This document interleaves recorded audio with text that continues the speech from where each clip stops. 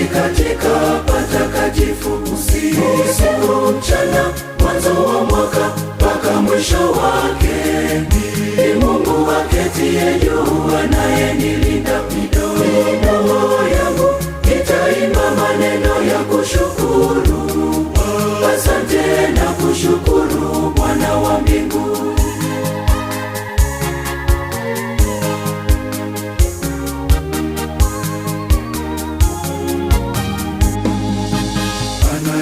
Anayewalisha ndege wa angani, ndiye anayeshuka